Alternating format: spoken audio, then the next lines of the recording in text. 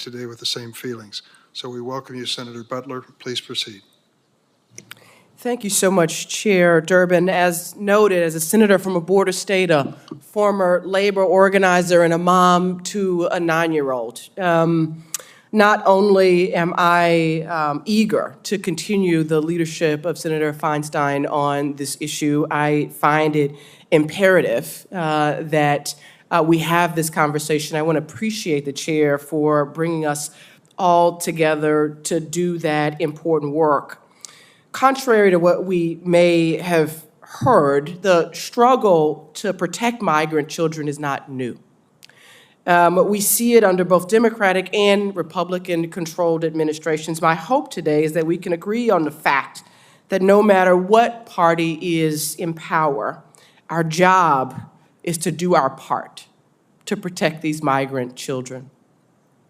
This means listening to experts, giving agencies the resources they need, and holding companies accountable for violating our labor laws. I look forward to working with my colleagues to find bipartisan solutions, and I appreciate all of you for your testimony as I have read all of your prepared remarks and look forward to a discussion. I would love to turn my attention, Ms. Marcos, to the topic that you were just speaking on, post-release services.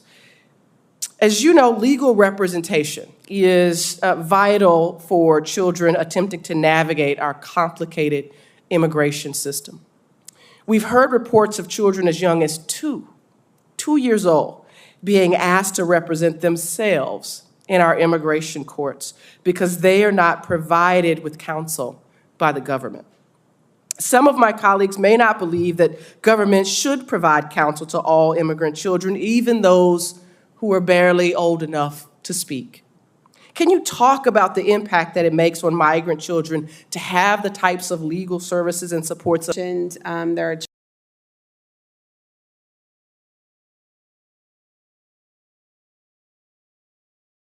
children all ages in our care. We know that it's extremely important to help children successfully navigate the system, that they have legal representation. We also know that children are more likely to show up for their court hearing if they have legal representation.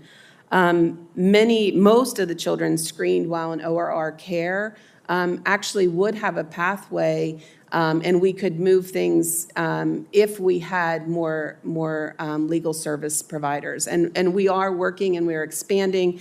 Every child in our care gets a Know Your Rights presentation, and they also get a legal screening while they are in our care.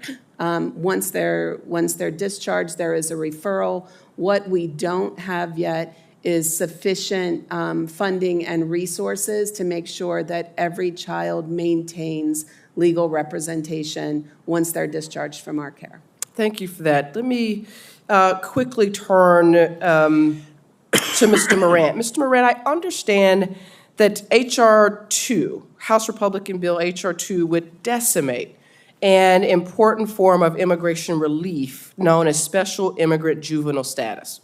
Can you speak to the importance of having pathways like T visas and special immigrant visa status, juvenile status, to child trafficking survivors, and what we're likely to see if legislation like that were actually able to succeed? Thank you for that question. The department takes a victim-centered approach, and we'd like to provide every tool possible to aid victims in their path to recovery. Your specific question pertains to another agency within the department, so I would need to take that back. Thank you.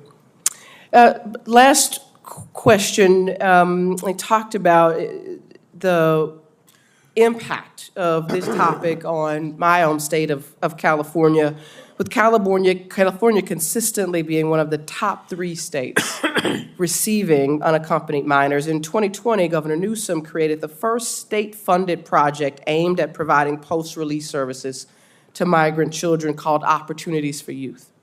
The services provided through this project include case management, navigation, mentorship, wellness programs to support children, as well as services to their caregivers. Ms. Marcos, can you talk about what kind of services ORR offers to the 43% of children who receive post-relief support from the federal government? And do programs like the one in California actually help to support the federal government's efforts? Thank you, Senator, for that question and the opportunity to talk further about what it means to have a trusted adult in a child's life and comprehensive services as these children are adjusting to a new community.